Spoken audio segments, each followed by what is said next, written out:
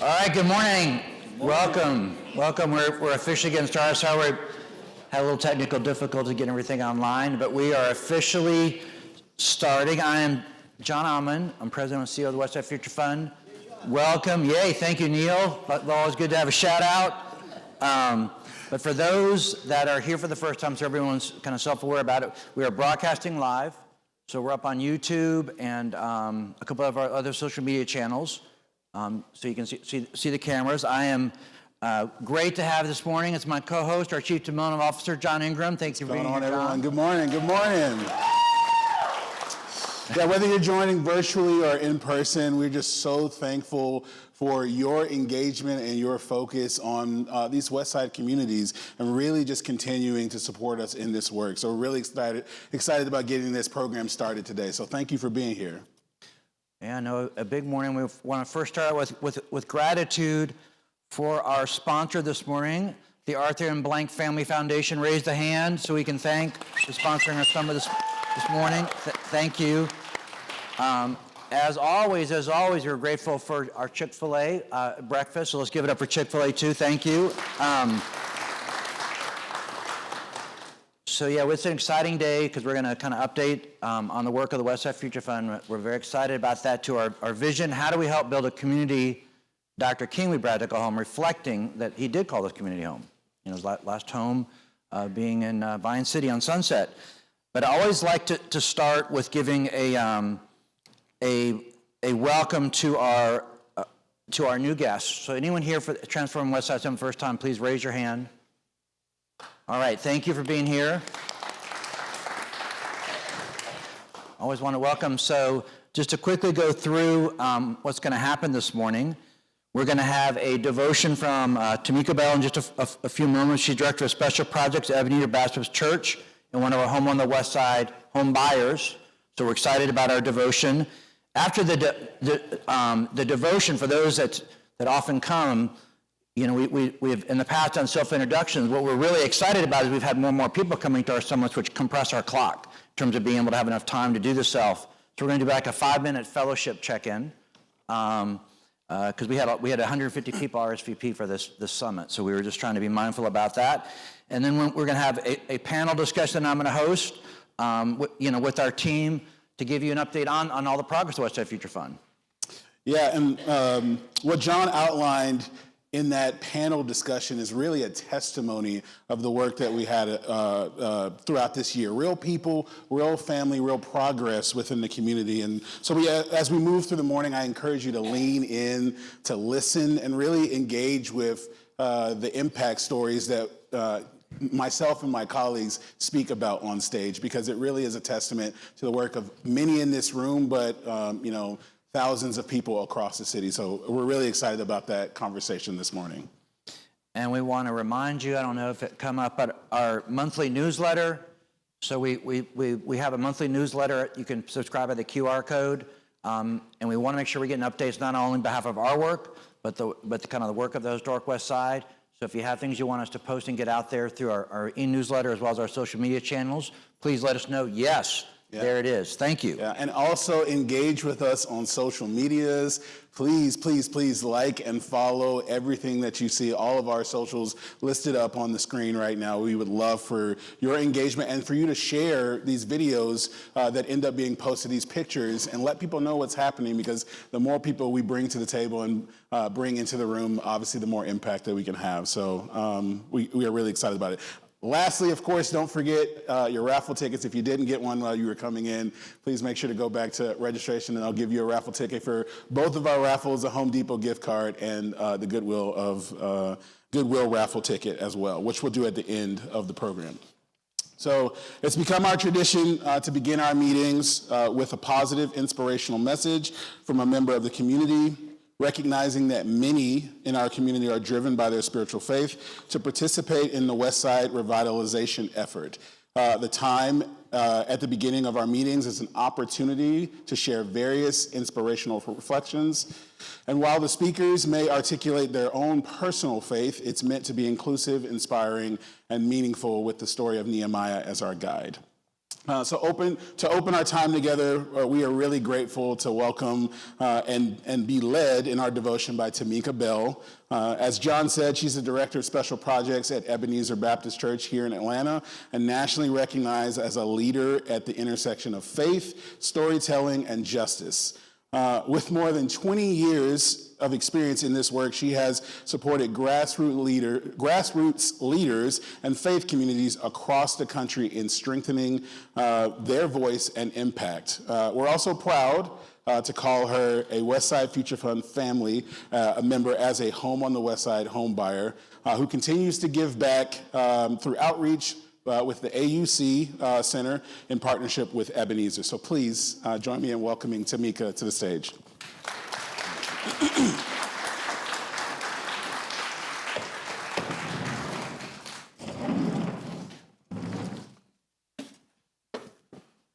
Thank you. All right. Good morning. So I bought my home in 2023 with the help of On the Rise and Home on the West Side. And for me, that purchase wasn't just an investment in property. It was an investment in possibility, an investment in belonging, and an investment in the future. Next door to me is another Home on the West Side homeowner. Across the street is a legacy resident who's been there for more than 40 years. And beside her is a local builder and developer. 4 homes, 4 stories, 4 very different journeys. We call ourselves the Quad. We are as diverse as can be, different backgrounds, different generations, different life experiences, yet we are neighbors. And neighbors not just in proximity, but neighbors in practice. We look out for one another, we celebrate birthdays and milestones, we grieve losses together. We check in, we share meals, we hold packages, and we hold space for one another. And the more I've reflected on this, the more I realize this is what loving your neighbor actually looks like. In the Gospel of Matthew, When Jesus is asked what matters most, the answer is clear. You shall love the Lord your God with all your heart, soul, and mind, and you shall love your neighbor as yourself. It doesn't say agree with your neighbor. It doesn't say be identical to your neighbor. It says love your neighbor. And the question that always follows is, well, who is my neighbor? And I'm learning that answer. My neighbor is the one whose family has been here for generations, the one who just moved in, the one who is building, and the one who is preserving. My neighbor is the one whose politics I may not share. And my neighbor is one whose story I am still learning. And love, well, I figured out that it is not sentimental. Love is intentional. It is practical and patient. It is protective. Love is lending a helping hand when someone is sick. It's celebrating when a child graduates. It's bringing in the trash bins when somebody is out of town. And hear me when I say this. Love is about ensuring that development does not erode dignity. Love makes room at the table. Love is not abstract. It lives on our sidewalks. It is practiced across our fences. It is built on our front porches. In a time when communities across the country are fragmented, when we are divided by politics and race, economics, when we are driven by fear, what we are building on the West Side almost feels radical. The quad reminds me that diversity does not have to mean distance. It can mean strength. It can mean balance, and it can mean accountability. It also can mean shared responsibility. And here is what I have come to understand. When we love our neighbors well, when we really love our neighbors, we stabilize more than property values. We stabilize hope, we stabilize belonging, and we stabilize the soul of a community. The Westside Futures Fund helped me to purchase a house, but my neighbors helped me to find a home. So this morning, I offer this reflection. What if loving your neighbor is not a vague moral idea, but a daily civic practice? What if it looks like protecting legacy residents and welcoming new residents?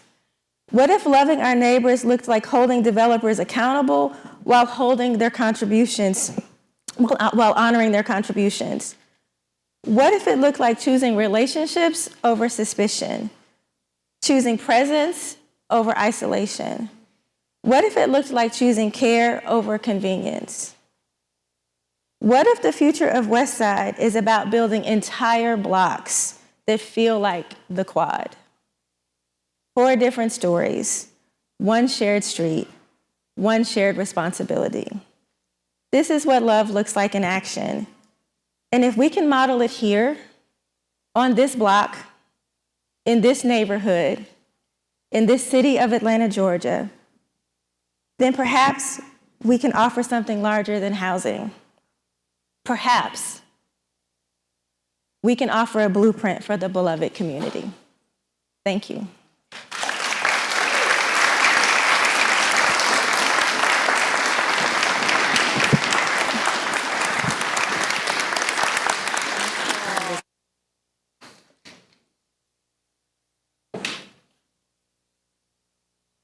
Well, I've got a 3-letter word for that, which is wow. That was amazing. That was amazing, and you said a lot of powerful things, and what was amazing about it was grounded in your own story. And so I think when we began the work of the Westside Future Fund, but reflecting the historical voices of the community, the beloved community. And so to your point, you think a lot, what does that really mean? Right? It means you got to be, you got to love. You said belonging, community. Back to the frame, and I live on Sunset in Vine City because I wanted to be near that home that Dr. King and Carey lived with their family. And I thought more and more to your sermon is one, because you imagine if you're in front of that home, what do you want to say is happening? And certainly one part of the story is the built environment. Yay.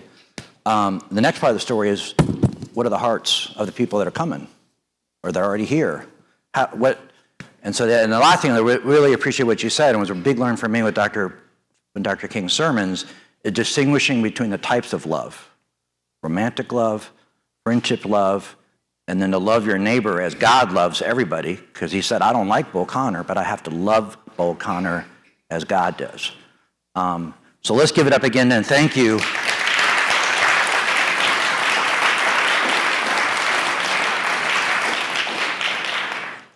So those are always awesome. So thank you. So what we want to do next is just take a little bit of time to get to know each other and creating more belonging. And the way we can create more belonging and build this community is by knowing your neighbor next to you today, next to you in your seat. Maybe you already know your neighbor, or maybe you don't know the person behind you. But we'd love to do for the next 5 minutes or so, take a fellowship time and just to say hello to the folks around you, introduce yourself, and back to building this belonging and building this community.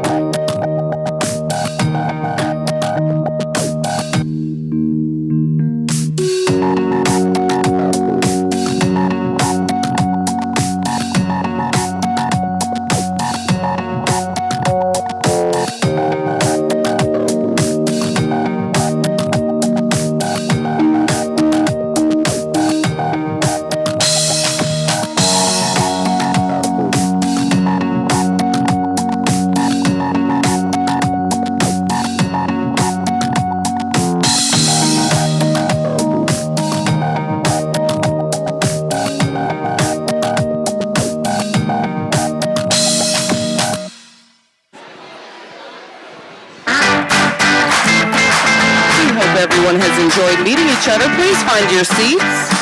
Please find your seats.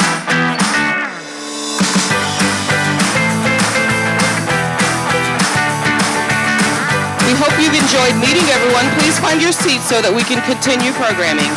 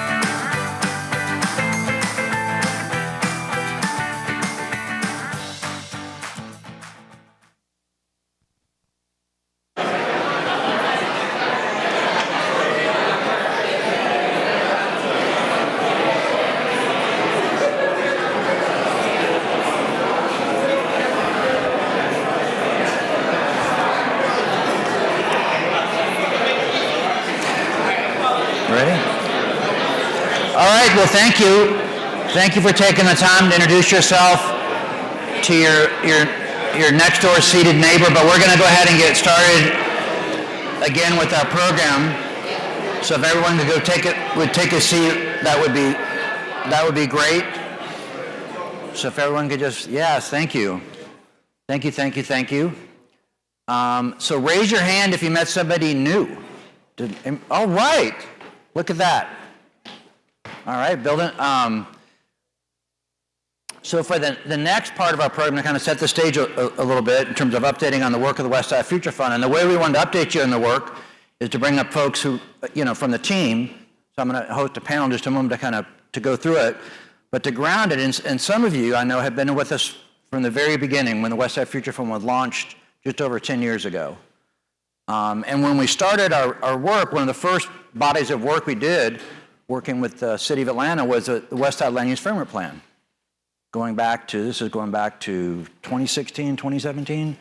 And when we started our work, it's much less true today, but it's very true, is there were a lot of folks had moved out of the neighborhood, so there was a lot of abandoned properties, many of them unfortunately, blighted, et cetera.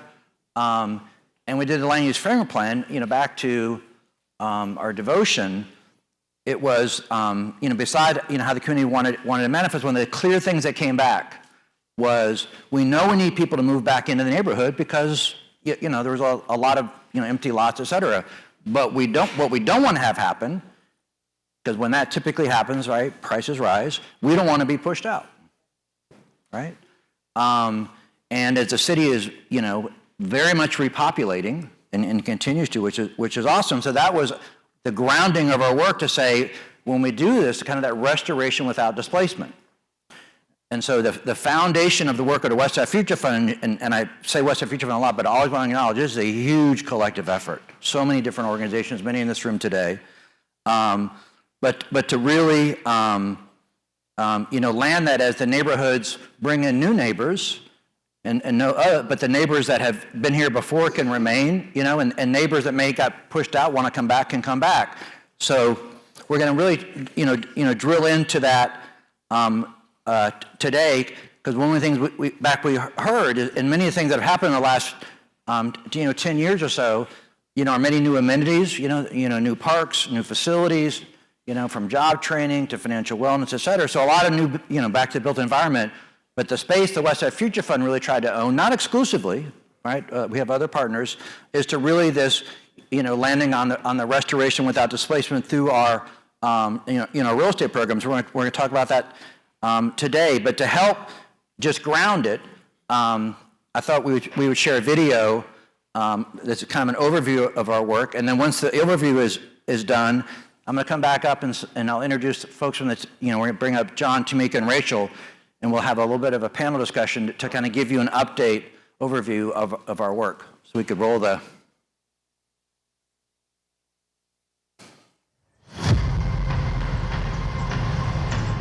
Atlanta's historic West Side has long stood at the crossroads of history and progress, a cradle of culture, education, leadership, and the birthplace of civil rights movements that have shaped our city and our nation.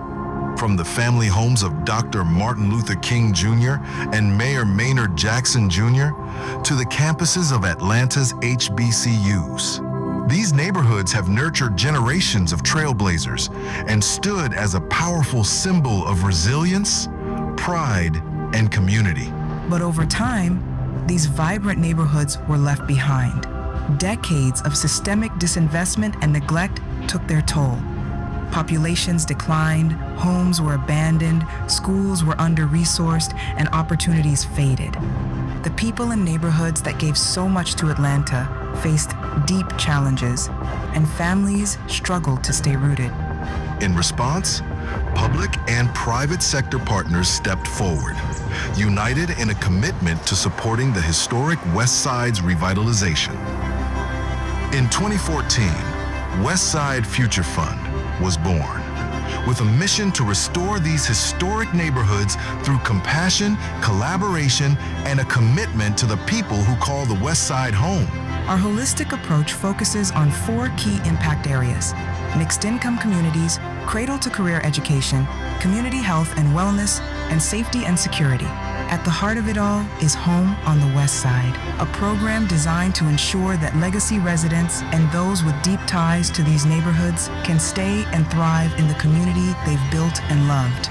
This is a collective effort. Working alongside a coalition of public and private sector partners, we've built homes, supported schools, and invested in safe, welcoming spaces for families to gather and grow. The impact is real and transformative. Today, hundreds of families live securely in high-quality, affordable homes. Legacy residents are protected from displacement. Children are learning in supportive schools, and new parks and gathering spaces are bringing the community back together. While meaningful strides have been made, significant work remains ahead. This is the West Side's next chapter. And it's being written by those who have always been a part of its story. Together, we're transforming the historic West Side into a community Dr. King would be proud to call home.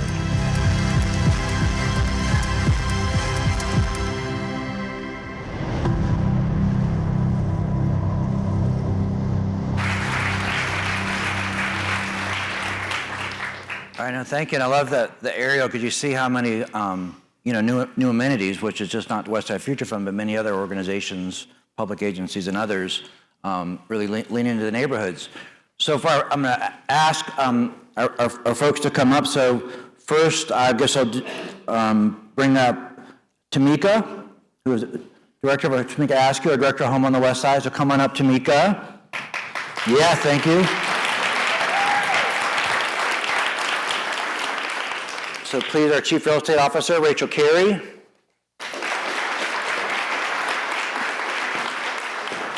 And then our Chief Development Officer, Jon Ingram. Come on.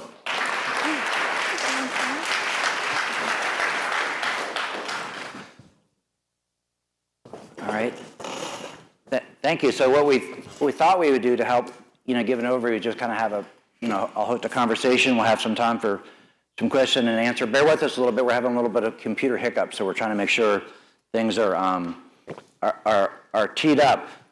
But one of the, to focus on today, back to that restoration without displacement, have, Tameka talking about Home on the West Side, all the many wonderful things we've done as part of our real estate program. And one of the things that I, wanted to ask Jon to some of too, is when we started with the name Westside Future Fund, many folks, rightfully assumed we had a big, we were like a normal foundation which has an endowment and gives away 5% a year.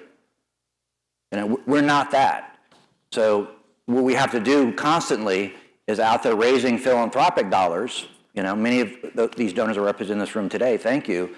But one thing we just want to talk about and give a little bit more transparency to is how we do that and who our donors are and what our plans are. But I think to help ground before we start, Ms. Tameka, do we have the video ready on 846? 646 and 839? Is that going to go?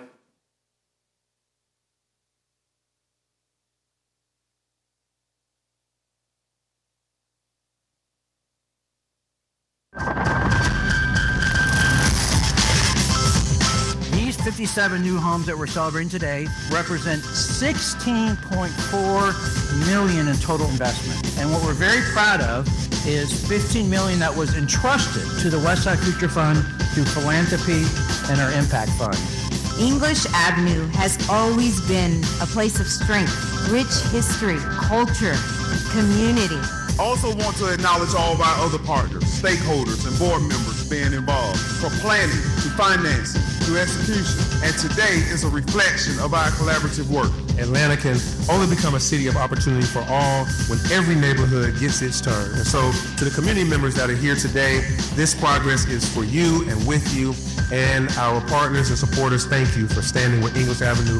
I truly, truly appreciate all of you. And today we choose community. Thank you.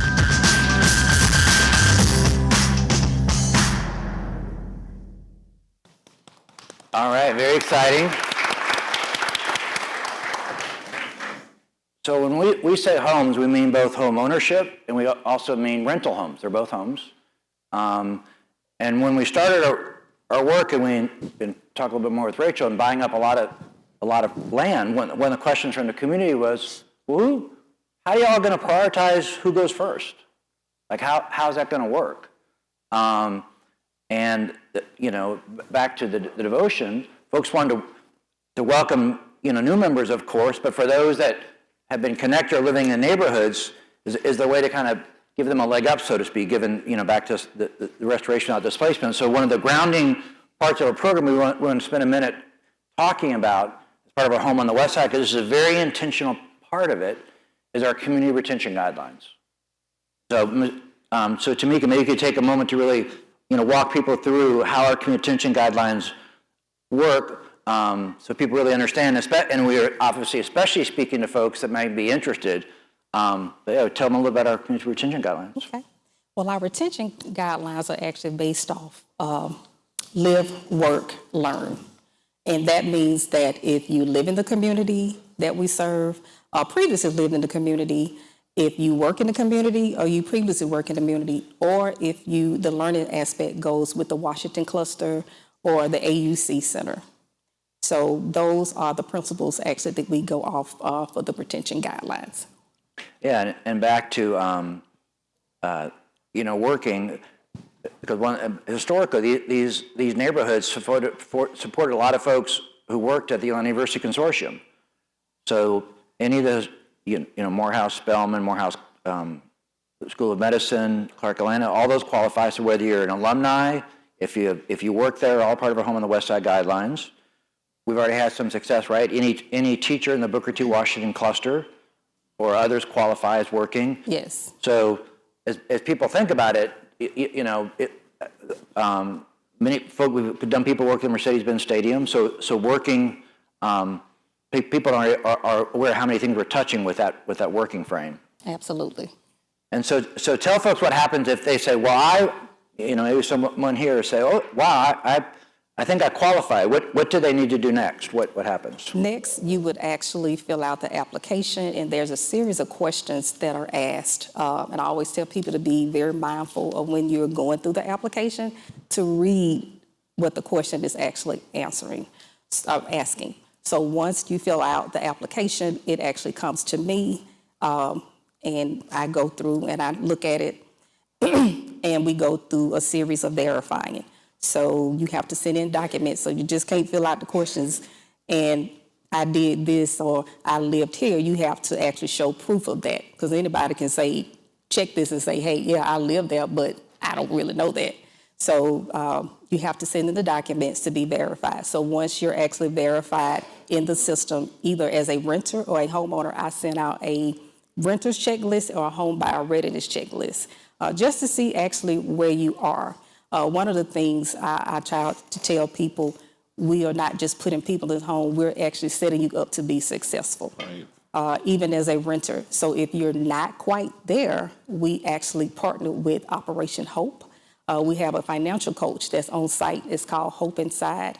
And so she works, her name is Mercedes, and so she works with people actually getting you prepared and getting you ready. Thank you.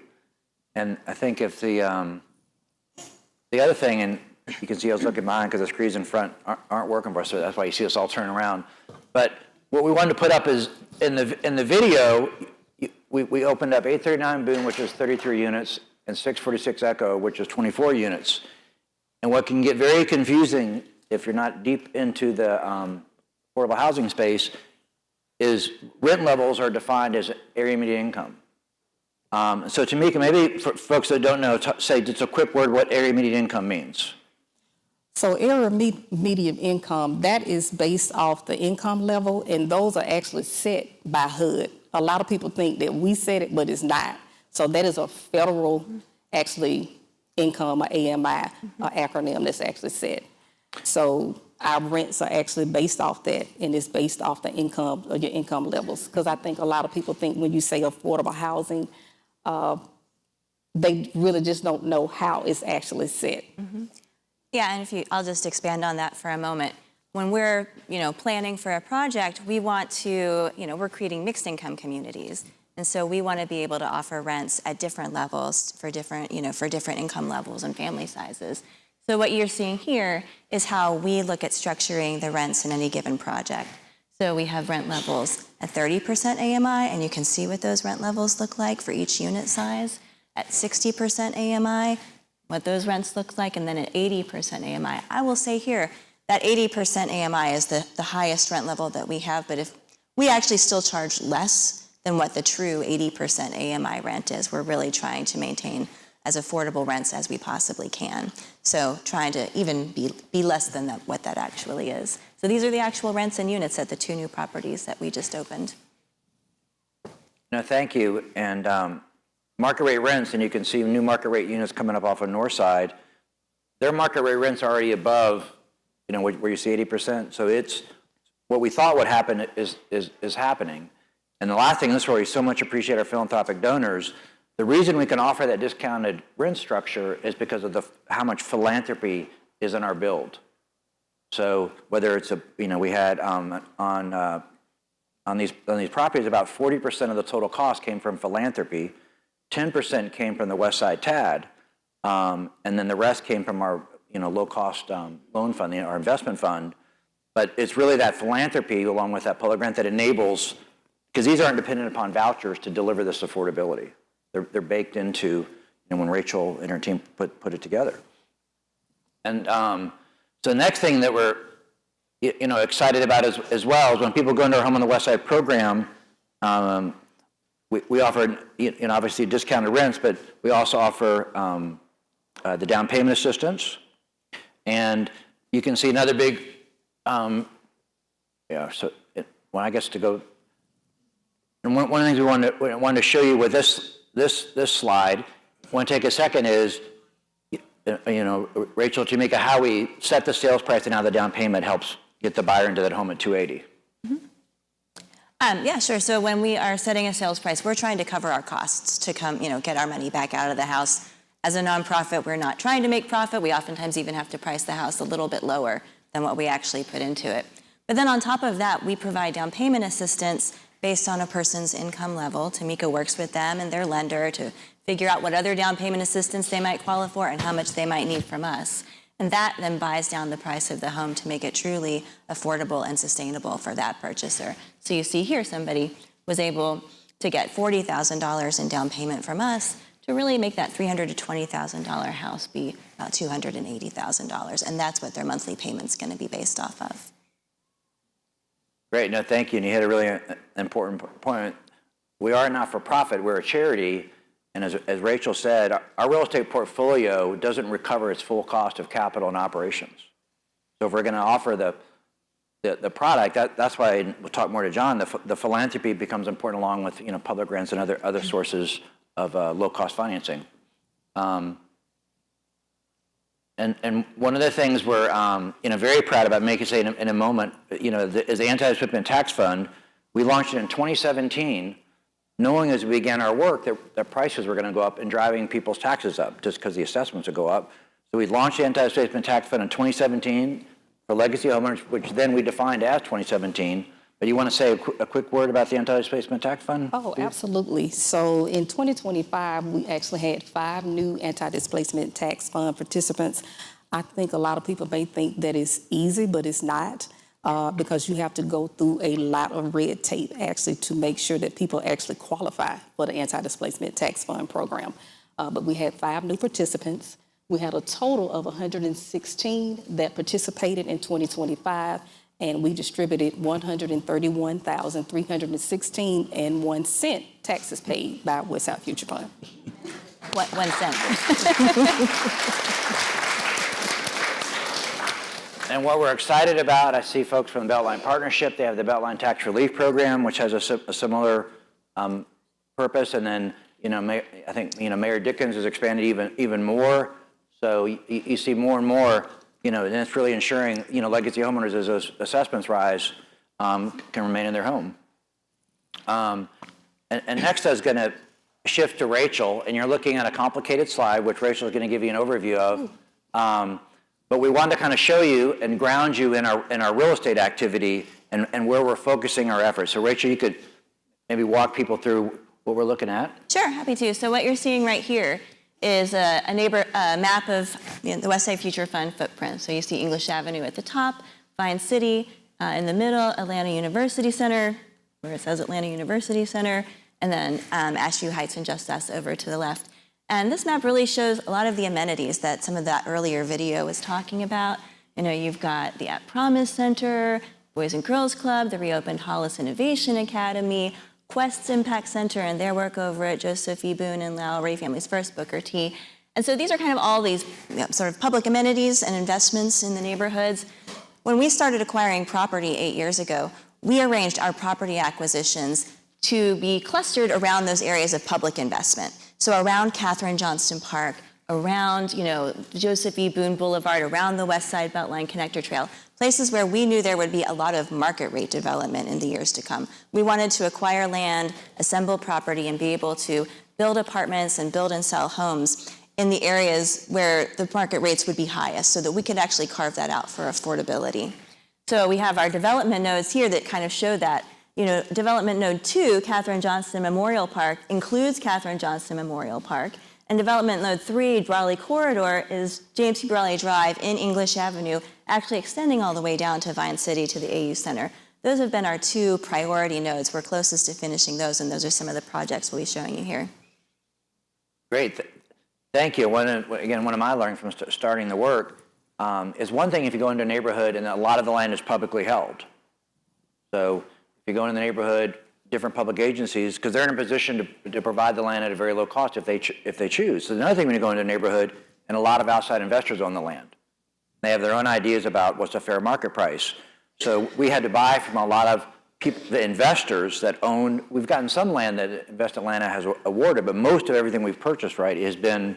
Yeah, we've spent over $27 million purchasing property over the last 8 years. And thank you. A lot. And so one of it is going to, kind of walk through, Rachel, and, quickly hit. We wanted to show you, and we're very excited about this year as we kind of build momentum, because one is what we've already done, but what we're planning to do in 2026. And so what I'm going to walk through, Rachel, quickly hit it, is what's coming up, what's already online and going to, come online later this year. So first is 390 Sunset. Yep, so this property, 390 Sunset, is on Sunset Avenue in English Avenue. This is a 26-unit building. It's under construction right now. It'll be completed by April of next year. It's going to have beautiful passive stormwater, green space, walking trails, and environmentally friendly materials. Beautiful property. The Yellow Store, which we saw in one of the videos earlier, Westside Future Fund bought the Yellow Store in 2019. We're finally able to start on the renovation of that. If you go by now, you can see it's missing a roof and a lot of the wood inside. We're basically having to do a complete rebuild of it, and it'll be done by the end of this year. We're super, super excited to bring that 3,500 square feet of retail to life at that corner of English Avenue. Cameron Alexander Boulevard. It's going to be great when it's done. And beautifully historical renovation. It's going to absolutely be stunning. And one of the things that was really part of the land use framework plan is this is such a historic store, and back to grounding it and serving the community. So for the new homeowners, existing homeowners, how this comes online that provides really a walkable experience for people living in the community. Okay, here we've got 280 James P. Brawley Drive. So the properties that we just opened up at 839 Boone by Katherine Johnston Park and 646 Echo up by Hollowell were designed for us by the same architecture firm, Kronberg Urbanists and Architects. They do a great job building these 3-story buildings with beautiful porches, really efficient use of space. We've got 18 units of that going in right across from Kennedy Park and Hollis Innovation Academy to really be able to serve the families and teachers who work and go to school there every day. So this property right here is our biggest property in our portfolio. It's North and Oliver. This is a project that we currently have under consideration for an award of low-income housing tax credits and tax-exempt bonds from the state and the city of Atlanta. We very much look forward to getting that award here in just a couple of weeks. For years, we have now been working on this project. It's 3.4 acres. It's 120 units in a range of 30 to 80% AMI. And so when that really comes online near Lindsay Street Park, it's just going to be just truly beautiful and a really beautiful asset for that area of the neighborhood. Another project that we're in permitting for now and will be starting later this year is Proctor Payne's. Again, this is right between the Katherine Johnson Memorial Park and Brawley Corridor Node. This is on the side of the New Jerusalem Baptist Church. When they went looking for a new location, they sold that church to us. This is going to be 25 units of rental housing and 5 single-family homes, plus beautiful community gathering space and landscaping, passive stormwater management. You know it gets really low over there, so tying into the drainage at Katherine Johnston Park. And then what you see here is directly across from Katherine Johnston Park.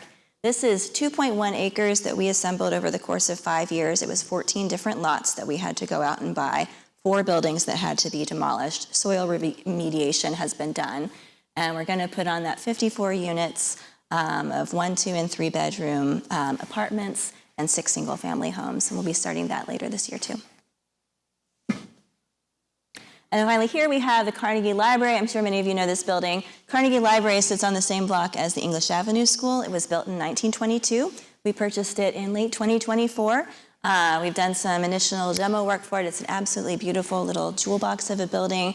I'm really excited to bring that online this year with a tenant who wants to welcome the community into the space, celebrate arts, and really bring that building back to life. And then we should also mention our headquarters, 970 Jefferson Street. In addition to being Westside Future Fund's home, is also home to many, many other nonprofits, some of which I see in the room today. Foodwell Alliance, the Atlanta Beltline Partnership, Atlanta Mission, Community Farmers Markets, Georgia Peach Truck, The Giving Kitchen, Hands On Atlanta, Rataza, PCs for People, Second Helpings, Tropical Express, wonderful purveyor of plants.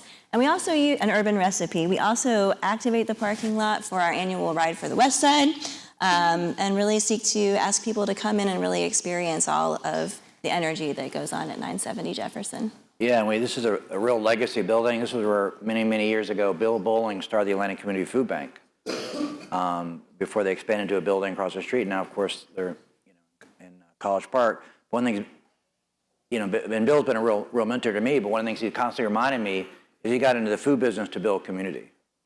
And that this building, for him, had always been a way to build community by bringing people together, but certainly serving a community. So we really honor that legacy. And we have, so many great partners. And next, I'm gonna shift to how we put the fund in the Westside Future Fund. Yeah. And what you're looking at. And you heard Rachel say earlier, when we bought a lot of land, we said, okay, now we know how much it costs to develop. If we want to kind of make it affordable, how much philanthropy are we going to need to close that gap? And that's where we priced out $55 million philanthropy. We knew we could apply to the West Side TAD, which is at 10 million, and then our impact fund, which is 10 Atlanta corporations that provide low-cost capital to the West Side Future Fund. They want their money back, but they don't want to make any money on their money. So that's where you see pulling down. And so, John, talk about where we are, and we're very excited. So please. Yeah, I would be remiss if I don't shout out these 2 incredible ladies up here. This pipeline of absolutely this pipeline of single-family and multi-family development in our community. It's incredible. This type of investment in the community is really inspiring. And I think the framing that's really important for everyone to be reminded of in this work is that, we know it in our own personal lives of rents are high. The cost of owning a home is higher than it's ever been. So, you approach that knowing that in that framing, but then imagine the reality of trying to create permanently affordable housing, both on the rental as well as the single family space. You saw those stories about selling homes for at cost and then also adding down payment assistance on top of that. So you put all that into perspective, and this work is very expensive. So, as the money man, I'm proud to ask people to support this mission, and proud of these numbers, as impactful as they are, because this work is obviously making a difference in communities. So I say all that to say that, in the midst of our $55 million campaign, we are having great success continuing this pipeline that we're working on. And I'm happy to share that in 2025, nearly $9 million was raised towards this $55 million goal. And I think that's really exciting. Yes, thank you. I appreciate it. And of course, all of that funding goes towards helping us to continue to build on this pipeline. These next couple of slides really highlight donors of all types, donors from individual donors from all parts of the city, corporations from all industries that you would imagine are important to this community. You see ones where you represent, but also ones where you patronize. And I think that's something that's, as an Atlantan, born and bred, I'm proud to see this list of Atlanta companies leaning in this work and investing in this important community. So again, just wanted to highlight that, but also our individual donors, many of which are in the room. We just thank you for really investing in this work. It's really important, and without the philanthropy, it would be impossible to keep these prices the way that they are and make it affordable for people to live in this community. So again, I just want to thank you guys that are supporters in this room. And if you're not, it's not too late. But moving forward, I want to also highlight, the incredible give back that is a part of our work. Just big shout out to a couple of our staff members, really. Ray Kell, our director of volunteer programs in the back. Yeah, raise your hand if you've ever volunteered at one of our events before, one of our volunteer events. Yeah, awesome. I love that. I would love going forward to see 100% of this room with hands raised, because that's just as important, if not more important, than this financial investment that we're making back into the community, because it's really important. So volunteerism has always been an important part of our work. Just some numbers from this past year to highlight. Next slide. Over 1,000 volunteers, 61 events, 32 corporate and civic events or organizations engaged through those events. But I think what's really powerful, many of you who are living in these communities know this, but unfortunately, communities like this deal with dumping quite a bit, deal with people from outside of the community coming in and dropping off tons of trash, tires, trash bags, whatever it is. They just drop it on a corner because nobody's paying attention.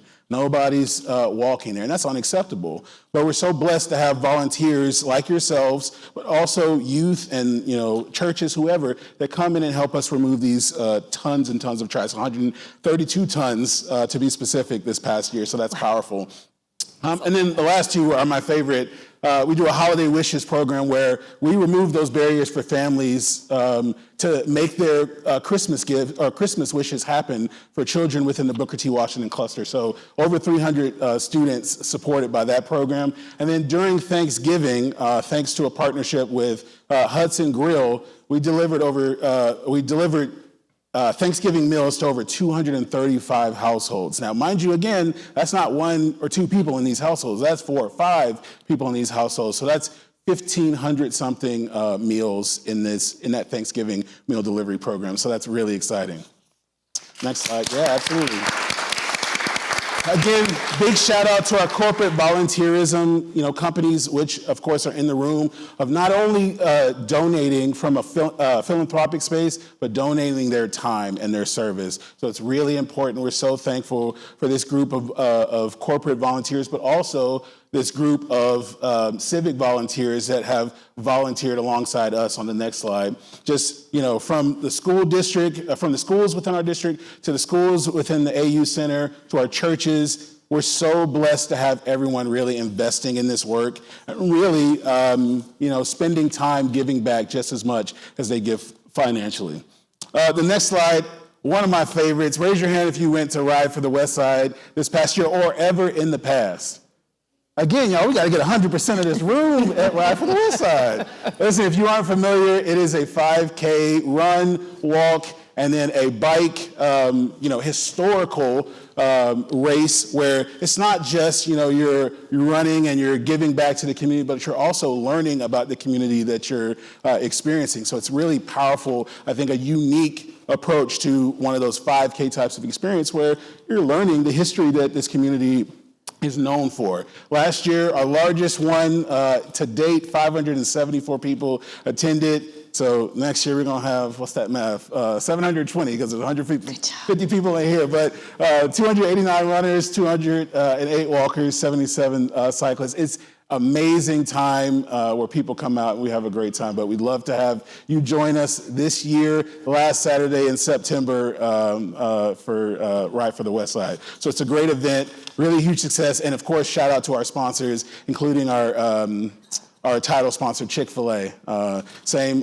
sponsor of this event with the breakfast. But also, big shout out, raise your hand if you were at our MLK Day of Service last month. If you volunteered. All right, guys, there's a frame here. We gotta work on this. We'd love for you guys to join us for our MLK Day of Service next year, on MLK Day. But this was an incredible event, over 1,500 volunteers served at 14 program sites and made a huge difference, working at a number of places, including all 5 of our Booker T. Washington schools, and Katherine Johnson Park. Yes, I love it. So many areas were served. Students from the Lovett School or, Clark Atlanta had 250 people show up, y'all. It was incredible. But this MLK Day service, of course, that framing of a day on and not a day off was in real effect. It was cold, y'all, but people still had smiles on their faces and they were doing incredible things like removing trash and painting murals at schools. So we'd love for you to be engaged in that next year, and it would make a huge difference to the community. So, all right, and team, I'm gonna shift a little bit because I'm mindful of the clock, and I want to make sure there's time for Q&A. So we're not going to get through all the slides, but what I'll just quickly kick through, and we want to show you how our down payment assistance works. We want to make sure you're aware. We have, I think our target this year is 25 homes coming online. And so what I'm going to blast through is just and right in the nodes that Rachel discussed, especially the James P. Brawley corridor node. And then the other home on the west side, and that's our gift card. But on the clock, want to be really mindful that folks might have some questions. So we can take a few minutes for questions. We always try to end right around 9, so that's when you hear me kind of adjusting our program a little bit. But if you have a question, please raise your hand. We'd love to take it. You can direct it to anyone on the panel. I see a question way down on the left, my left.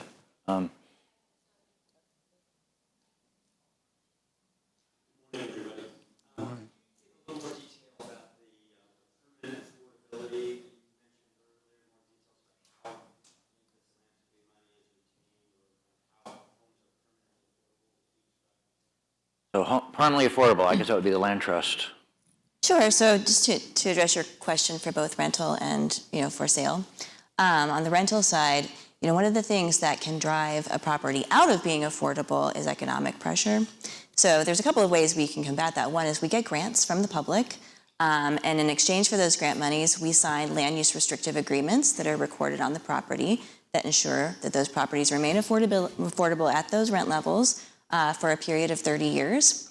But over and above that, as a nonprofit, having those properties under our stewardship, having them financed conservatively, having that philanthropy in there that takes away the pressure to get a lot of bank debt that might be more expensive that the property can hold, that's how we are able to have these properties as being permanently affordable. The rentals, yeah. On the for sale side, we have a number of properties that actually participate with the Atlanta Land Trust. When we get a single family property from Invest Atlanta and we develop that property, we source the buyer from our community retention pool, and then we sell the home to that person, and the land actually goes into the land trust. That's permanently affordable. But many homes that we sell are actually just fee simple, and those kind of go with the purchaser of the home. Mm-hmm. And we should say on our down payment assistance, it's earned in a way, because if you leave within the first 5 years, you have to pay us back our down payment assistance, and then it amortizes at 20% a year for the next 5. So if you're remaining in the home for the full 10, it's forgiven, but there is a component of being in the neighborhood for at least 10 years. Mm-hmm. Great question. Next question. Another question? Wow, it's usually more questions. Okay. All right, yes, sir. This lady first.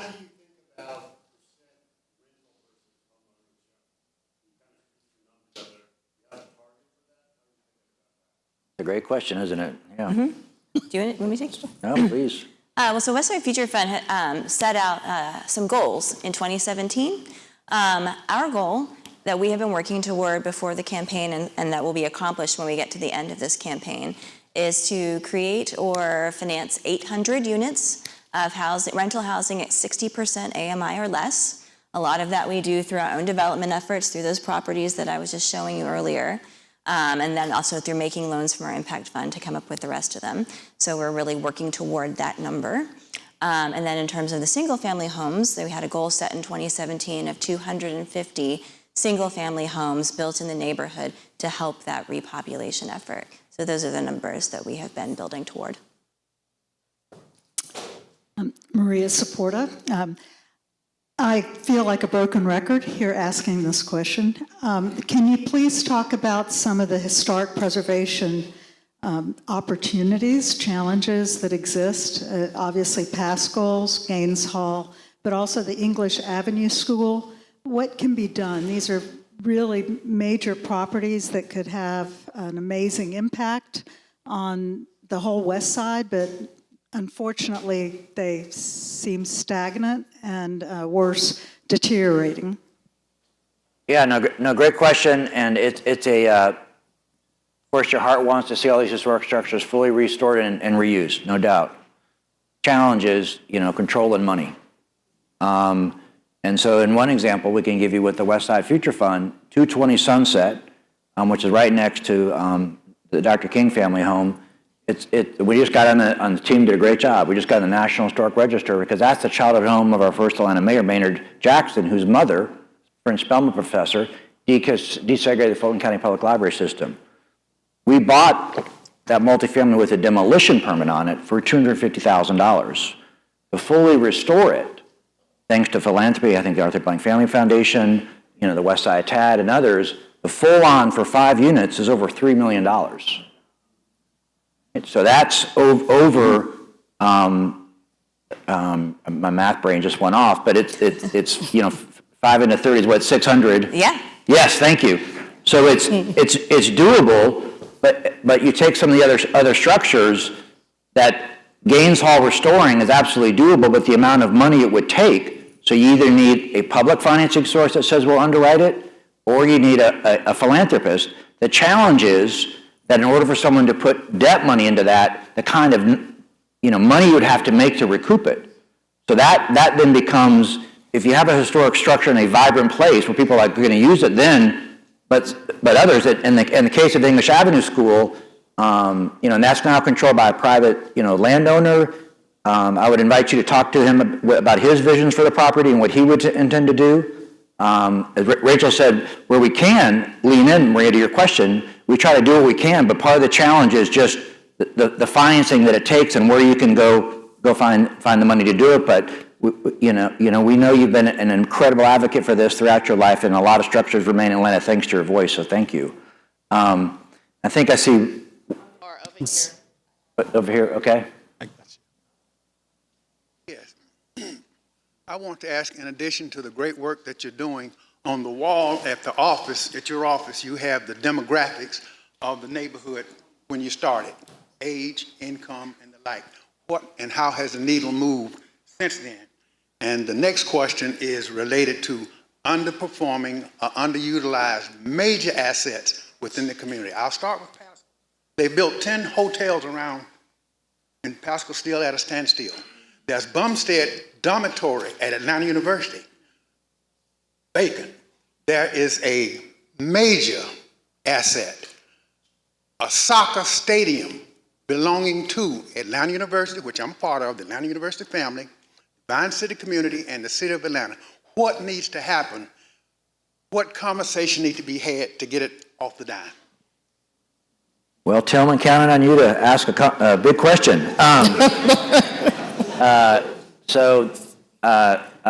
Great question. Tillman is a lifelong Vine City resident, so he always has a great story to share about the history of the neighborhoods. So one is make sure it attracts, because some of you ask great questions, but from Westside Future Fund perspective, take the case of the old Morris Brown Stadium.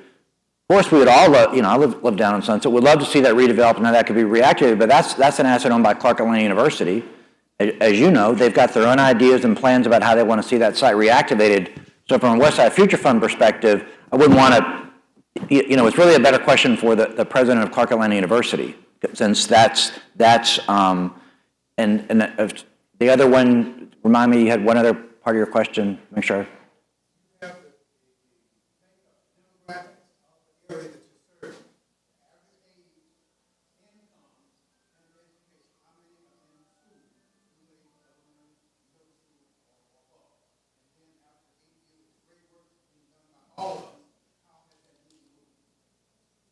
Well, I don't, do any of y'all have that? I don't know the answer to that off the top of my head. In my head. Okay. Not in my head. We can follow up. It's a great census question. And maybe embedded in your question, actually the Blank Family Foundation recently sponsored a forum really doing this. What the data says is if you're lower wage and want to move up to higher wage, proximity to a mixed income community is a huge determinant. And so part of, I don't know if it was in your question, is you want to have a wide range of mixed incomes, because often for folks that want to move up, the best thing to do is to be in proximate to a mixed income community. So we're trying to be very mindful. You can see in our own program is really embedding that deep affordability, but especially if we go down the road, you're going to have more and more, market rate too, so you can kind of land on that mixed income community. We can follow up on the census more, the numbers that you asked about. I'm sorry, we don't. Okay, I think maybe we have time for one more question. We don't have time for any more questions? Well, he's had his, let me just do this because you've seen, okay. I would say. Well, first of all, I wanted to question. First of all, I know it's hard. A lot of hard questions are asked that you guys don't necessarily have the power to do it. So, great work. And shout out to Tameka. That was touching. I just want to bring that up. We take that with us home. To know how things scale. When did Westside Future Fund actually start? Because then we can see how much work has been done and really have an optimistic future, how that can scale. When did it actually start? Yeah, no, I actually ran a group that launched the Westside, or an executive director of a group that launched Westside Future and called the Atlantic Committee for Progress. It was launched at the end of 2014, but when it was launched, it was just a press release. There was no corporate entity. An initial board was announced, and then in 2015, the board was, basically operationalized. So that's why we consider 2015 our founding year, because that's when the corporate papers were filed, the 501c3 designation. So 10 years. Look at the next 10 years. And we're very excited, and we're excited about it, and a huge shout out to the team about all the amazing work. Yeah, thank you. And one thing that's very challenging, one of my learnings, because when you move around the neighborhood, your heart says, go fast. How do you go faster? But part of the challenge is to bake in some of this deep affordability, you got to go slow first. And ensure that if you're not pushing people out, because if you start going fast, that might be what happened. So to your point, we're picking up a lot of momentum. We're really excited about it. And knowing I'm going to, want to be mindful of the clock and lane, because I know it's just about 9 o'clock. As we end the program, I don't think we'll have time for the drawings. But unless we can do really quick, the Home Depot gift card and the Goodwill, but do them really fast. Yeah. Bring up the numbers. We can do the Goodwill, gift card, and the Home Depot. Awesome. Just real quick knowledge for everybody on this Home Depot gift card. Thanks to Home Depot's generosity, this is now a $50 Home Depot gift card. Yeah, I know, right? That's the reaction I was looking for. All right. I'm reading all 6 numbers. 419 498. 419 498. Going once. Going twice. All right, next. 419 521.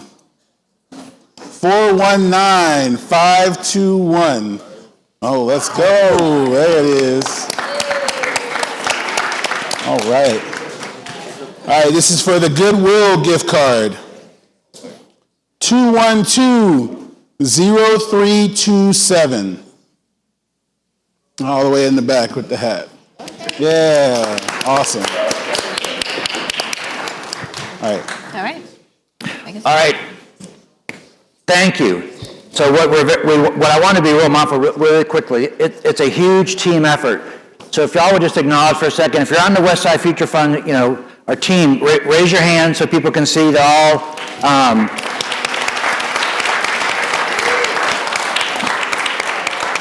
And I look down and I see 2 board members, so we thank our volunteer board members, our Chair Dallas Smith, Sylvia Russell, our Vice Chair, thank you.